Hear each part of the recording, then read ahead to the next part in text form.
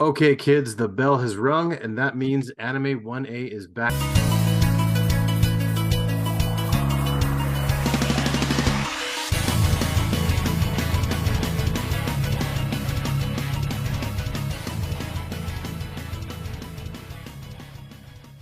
in session. I am your student and host, Chris Daly, and this week's guest professor is Justin Pierrot.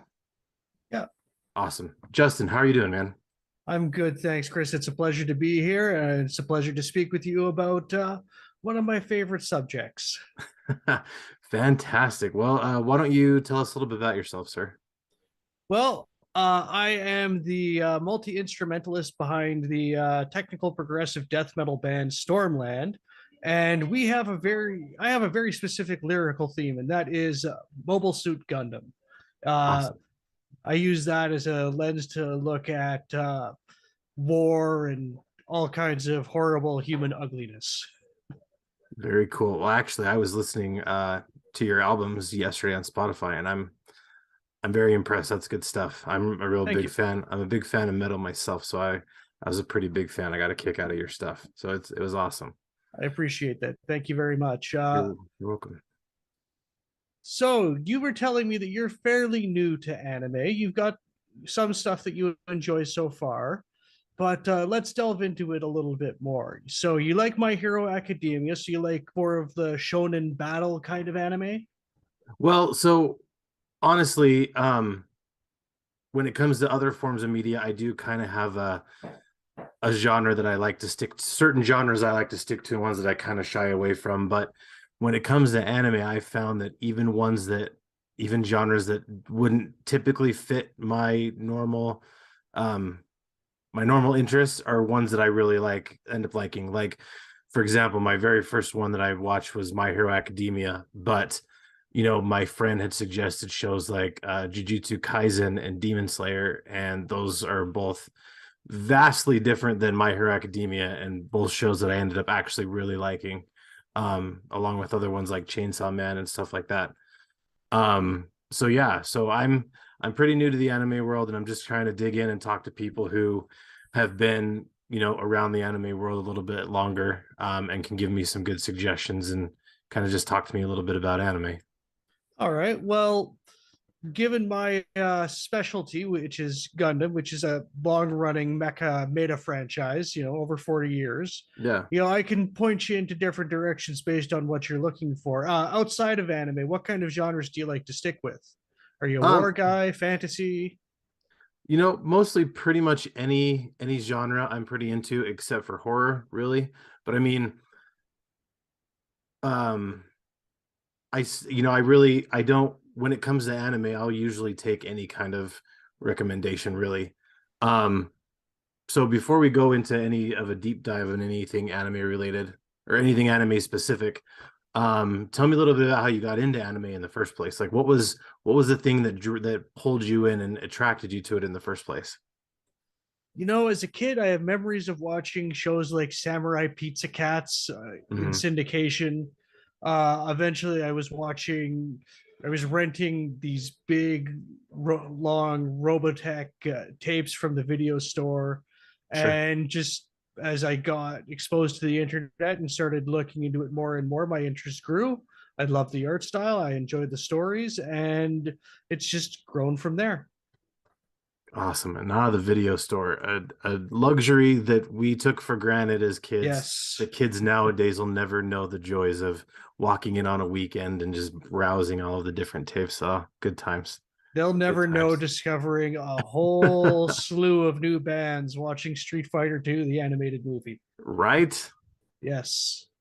That All was the right. first time I heard Corn. That's awesome. All right. Well, why don't let's dive in. So Yes. tell me about kind of some of the stuff you're watching now, and some of what your favorite shows are. All right. Right now, the two new series I'm watching are the second seasons of Mobile Suit Gundam, The Witch from Mercury, Mhm. and Birdie Wing. They are Birdie Wing is funnily enough is Gundam related. There's a lot of references. It uses some of the voice actors from the original Mobile Suit Gundam show, Mhm. and uses a lot of very familiar names, but it's an anime about women's golf. It is Interesting. absolutely it is absurd. It knows it's absurd, but the characters treat it with deadly seriousness. I mean, it had the first season of it had underground mafia golf, so Wow. it's wild. And That sounds awesome. yeah, both of those are on Crunchyroll right now. The new season's just started, and it's a good time to pick those up. Awesome. Yeah, beyond that, I'm also watching Ranma Half, which is an older anime from Rumiko Takahashi, the creator of Inuyasha, amongst other things. And that's on Tubi for free if you want to track that down. Oh, nice. Yeah, it's about a martial artist who is forced into an arranged betrothal after falling into a cursed spring while training in China. And because of that, whenever this young man is doused with cold water, he turns into a girl. It's Oh man. I like absurd comedy like that. What can I say? Hey, that's okay. I know last episode I talked to my friend Jesse about a new one coming out, reincarnated as a vending machine. Oh yes, And I don't know anything about it, but just the premise of it alone sounds fantastic. isekai is wild. They're definitely reaching for stuff within that particular genre of help. I got hit by a truck and died and woke up in another world. But that one actually sounds like it could be fun. Yeah, I mean stuff like that. So I mean, when you just get let loose and just have fun with it, just a crazy, ridiculous idea. Sometimes the most fantastic things come out of it. Exactly. All And right. yeah, so let's move on from there. What are you watching this season so far? So far right now, I just finished up the current season of My Hero Academia, and good lord, that was so good. I'm not sure how familiar, or I'm sure you're familiar with My Hero Academia. I'm not sure how current you are with My Hero Academia.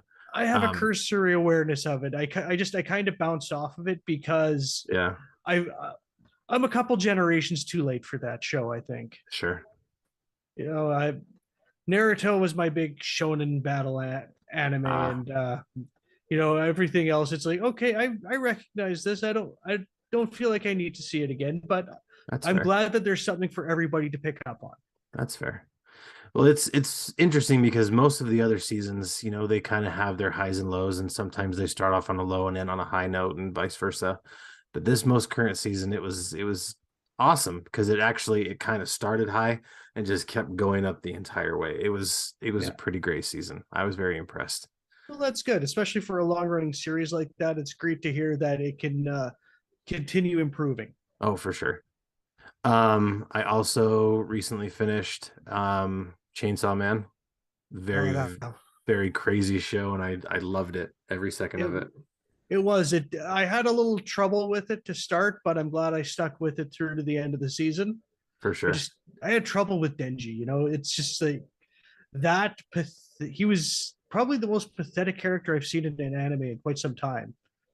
Yeah, he kind of reminded me of and I hate myself that I can't remember his name, but he's a character from My Hero Academia, the one with all the little balls that are sticky. I can't remember his name all of a sudden, but they kind of remind me of very similar characters. And that's probably my least favorite character from My Hero Academia. So yeah, I can understand where you're coming from. Yeah. But yeah, he kind of rounded out a little bit at the end, I thought though. Oh yeah. There's definitely character growth, and that's the most important thing. Yeah.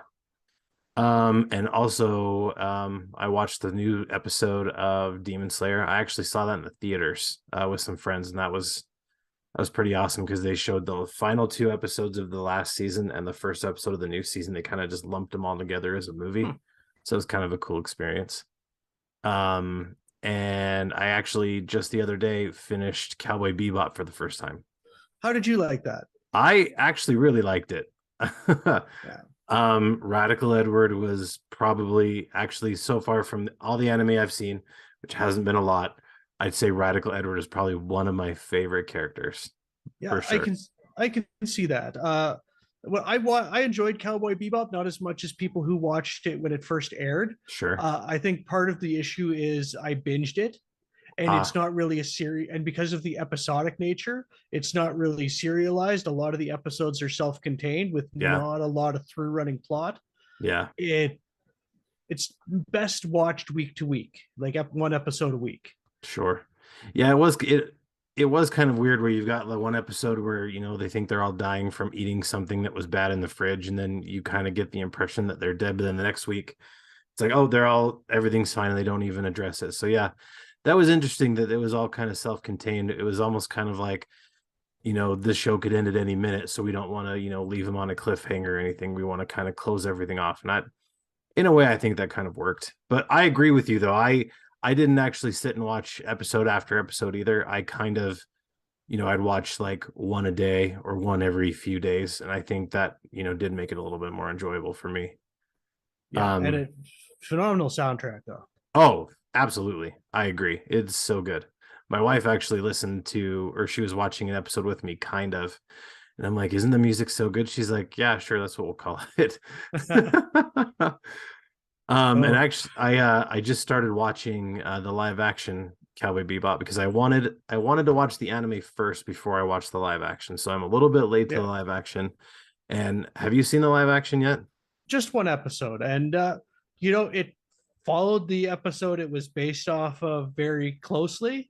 I thought it was doing some interesting things storytelling wise, but I think it was just too close to me having watched the anime for the first time that Uh, I just kind of bounced off it. But I like the casting of John Cho. He was great. oh, I think he's fantastic. I'm about halfway through, and knowing that it got canceled kind of bums me out because I think it had a lot of potential. Um, Yeah. so far, it's more of a loose adaptation, like an inspired by Yeah. Cowboy Bebop. So it's not. I mean, a lot of this stuff still sticks pretty close. There's still a lot of the same characters, a lot of the same storylines. How they introduce some of the characters is a little bit different. They've tweaked a few characters. Like when they introduced Faye Valentine, they introduced her pretty early on and they introduce her a little bit differently than they do in the anime. But I think it still works. Yeah. I think a lot of people that were mad about it, I think were mad that it wasn't an exact adaptation. And I think it's Yeah. a lot of the same thing that where people are mad about how the Marvel movies aren't an exact adaptation of the comics. But Yeah. you can't really exact adaptation for everything. I mean, it has to be kind of loosely based. There has to be a line drawn somewhere, I think. Yeah. You know, the creativity in an adapt sorry, for there to be creativity in an adaptation, it has to make changes from the source material. And For how it sure. makes those changes is how things need to be measured by, I find. I agree. And I could be in the minority in thinking that, how they adapted it so far. I like how they adapted it so far. Like I said, some of the stuff has changed, but a lot of the stuff is still very similar, and I still think it works. Especially, I know I read somewhere that the creator wasn't very happy that they didn't, stay true to the source material, but I think, for the most part, it's still the spirit of it's still there. I think, Jet, the guy who played Jet was fantastic. Like you Yeah. said, John Cho was amazing as Spike. Um, I just kind of wish there was a little bit more Radical Edward in the live action. Yeah. That's I don't know how you're gonna work with that character over the long term, but that would definitely have been something to see. Yeah, for sure. Spoiler for anyone who doesn't know. I guess Radical Edward does show up in the show, but it's like right at the very end of the last episode. Yeah. So Ed's in there for a little bit, and I'm excited to finally see Ed show up. I'm bummed out the fact that they couldn't really do anything more with that character. So that's kind of a bit of a bummer for me. But I'm still excited either way. Um, yeah, I thought the show was great. Yeah. So far I think they've been doing a fairly good job. Yeah, I think people they set extremely high bars for anime adaptations. Like I understand that we've had some real stinkers, Yeah. that Dragon Ball live action for one, but Yeah, I've yeah, heard that one wasn't very good. yeah.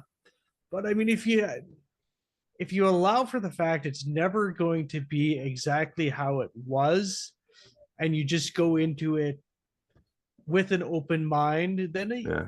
usually it's not that bad. Yeah, I agree. Yeah, I mean, even Japan's done live action adaptations of some of their own anime. There's live action versions of You're Under Arrest. There's a live action version of Great Teacher Onizuka. Sure, they're not wild mecha anime, but they're still live action adaptations. And even Yeah. Rurouni Kenshin, as much as I don't want to shout that one out, given the crimes of its creator, those live action adaptations have been fairly well done. Yeah, I mean, I think it's kind of hit or miss, and really, it kind of just depends on the fan base, and sometimes the fan base can be brutal. Yes, yes, indeed. All right. Well, on the subject of anime, the very big controversial question that I've gotten guff for from some of my buddies, but I understand now talking with some of the other dudes at the Geek Network, it's not really that big of a deal. So I like to ask everybody this question: sub or dub? Depends on what I'm doing and what I'm watching. Some shows, yeah, it's better to watch the subs. Others, it's better Mm, to watch the dubs. Like right now with my daughter, we watched Spy Family as a dub, and we're currently watching Magic Knight Wraith as a dub, and okay. that's fine. But I'll also watch subtitled stuff as well. I don't mind either way, and I think as long as you have a decent cast who tries to capture the same energy, the same kind of spirit of the characters, then I don't think a dub is a problem. That's fair. Yeah, for me, it's more like I have a hard time paying attention to what's on the screen if I have to sit and read everything. Yeah. And that's just who I am as a person. So I like to be able just to kind of sit back and kind of just focus on what's going on, focus on the story, focus on the action. So it's hard for me to sit and read subs and be able to do that. Some people can do that, and that's great. Yeah. I myself, I just can't. So I actually just prefer dubs over subs. All Um, right. but it's interesting because I've heard a lot of people are like, oh, if you take the sub version, then you're getting the true translation. If you get the dub version, you're going to miss out on a bunch of stuff. And I know it's a very heated debate, so I just kind of wanted to know what your take on it was. And it sounds like your take is about the same as most other people I've talked to. Is it really, it could go either way? Yeah, and I mean, translation is an art form in and of itself, and Sure. applying modern context to things and helps to engage people further as opposed to just the direct translations. We all know the meme, some like the fan sub where it's like all according to Keikaku. Translator's note: Keikaku means plan. And it's wild. Like people give translators guff for adapting slang terms with American slang terms but it makes sense to do that because not Yeah. everything's going to be one to one. Right. It helps provide a similar context. It has the same vibe. It means essentially the same thing. And so the people who have this fantastical idea of Japan as this absolutely pure land untainted by Western thought and decadence or whatever, those clowns don't know what they're talking about. Yeah, for sure. And I mean, like you said, there's not always a one for one. So we've got words that you can't translate into Japanese and vice versa. So I mean, Yeah. you're gonna lose some of something in translation anyway. Yeah. It's as inevitable as going to happen. So I mean, it's just a matter of just making it work as best you can. Exactly. And I mean, I hope at some point you get a chance to have a translator on your show because I'm sure you'd probably find that quite enlightening. Oh, for sure. I'm sure we could probably I don't know how to make that work, but I'm sure Thomas has lots of magical connections, so I'm sure we could get something worked out. I have no And doubt. yeah, and for sure, I'm sure we can find you somebody. Yeah. We all have surprising contacts out there. Yeah, it's definitely a lot smaller of a world than I ever thought it was, to be honest. Yes. It Yeah, no, seems like there's always someone that knows everybody somewhere. yeah, I mean, who knows? This week you have me. 2 weeks from now, you might have Keith Lee, the AEW wrestler, because he's a big anime fan as well. Are you a big fan of wrestling? Actually, yes. We might have to have another discussion because I am also a very, very huge fan of wrestling. So we're definitely going to have to be best friends. And we're definitely going to Yes. have to talk about this later. I Yes. have some big thoughts about wrestling.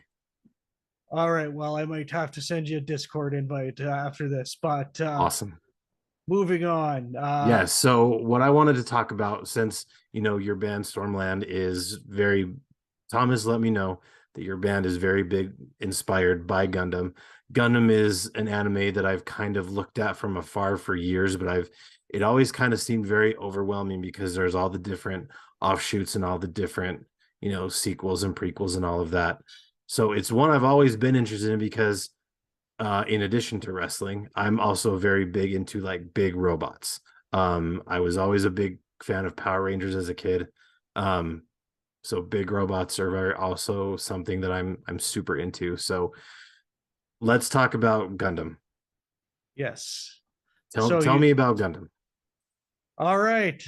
Original, the first one, I think that was 1979 it started, was the original Mobile Suit Gundam that ran for just about 4 full seasons and didn't initially have a great response, but the female fan base kept it going, and eventually it got the popularity was sustained enough. They made some compilation movies.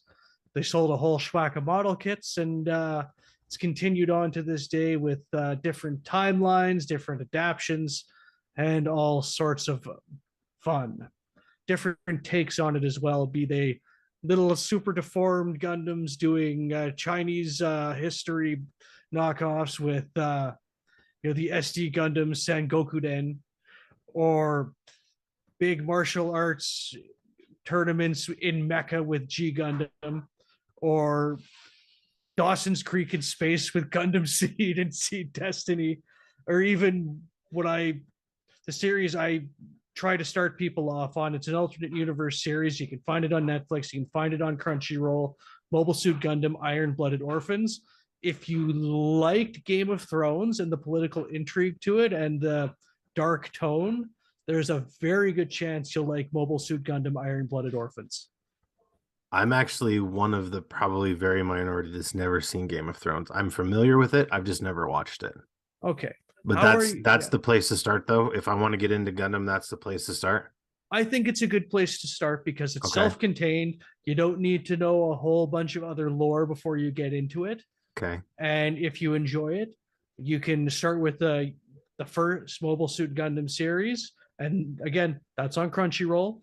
There's Mhm. places to see it. The compilation movies are, well, not on Crunchyroll. They're also on Netflix if you want to see a condensed version of it as well.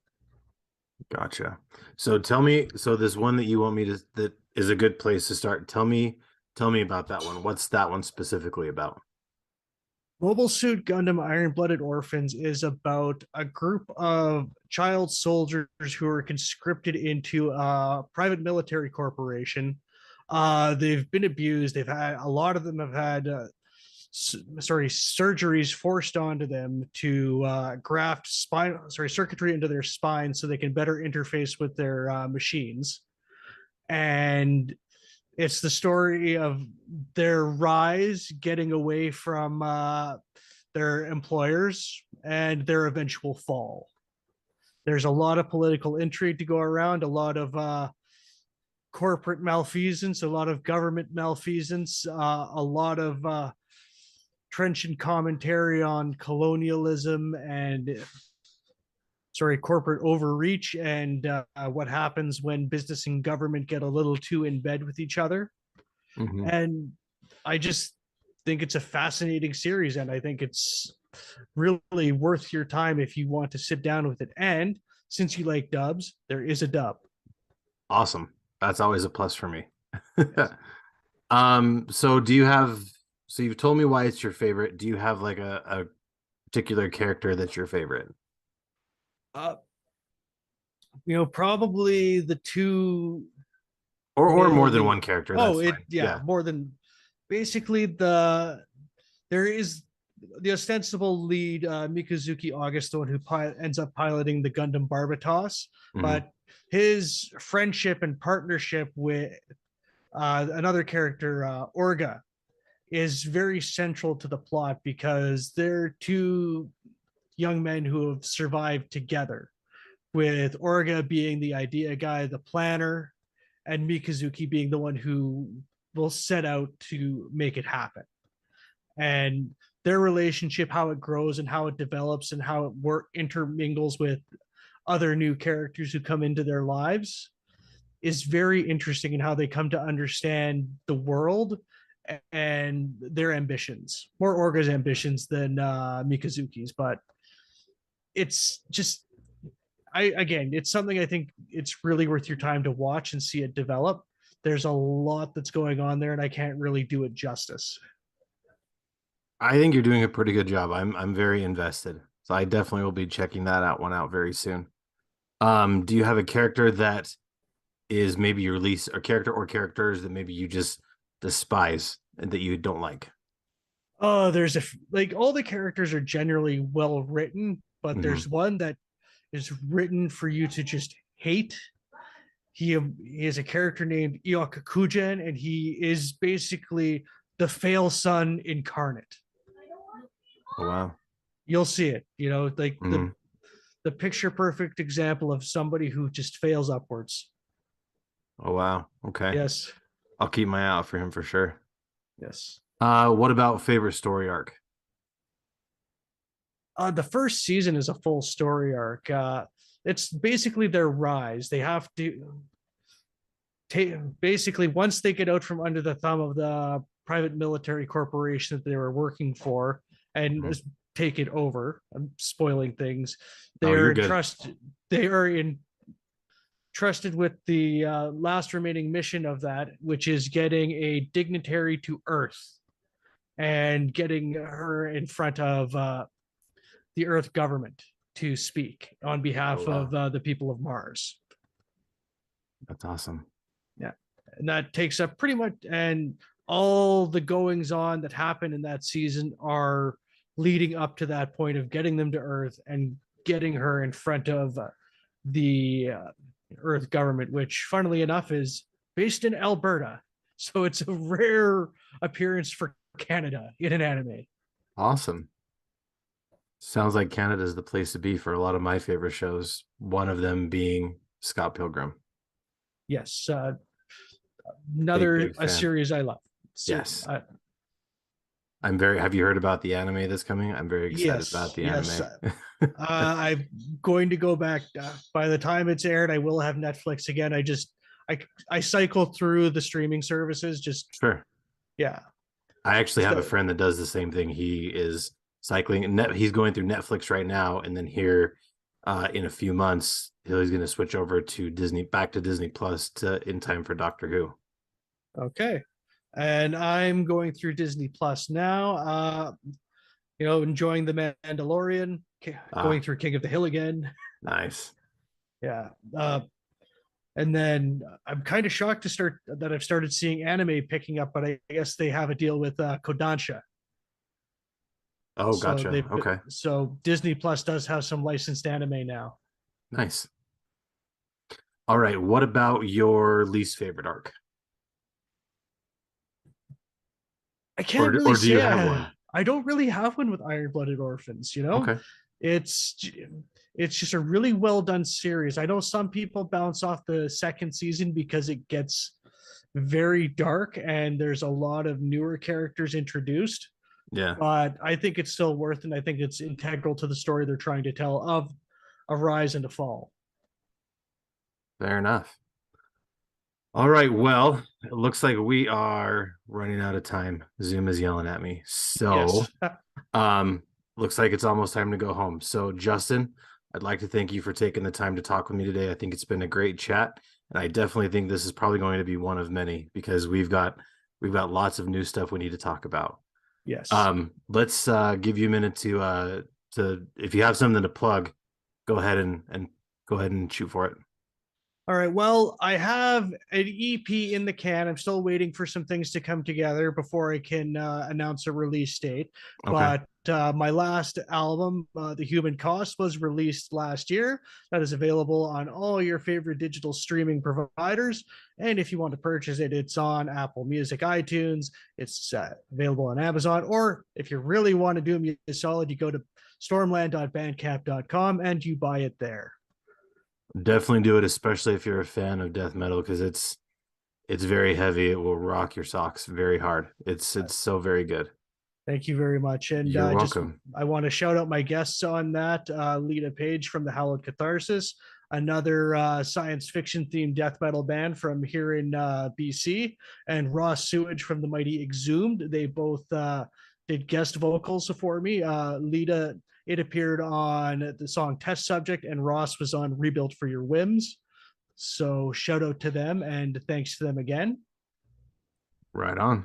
And for more geeky goodness, definitely check us out on geek-network.com, Geeks AZ on Twitter and Instagram, and Geek Network on Facebook. Myself, I am CD is Weird on Instagram and Facebook. And I guess we'll wrap up. So looks like it's time to go home. The bell is rang. So remember, kids, to go beyond, stay weird, and always geek responsibly. Class is dismissed.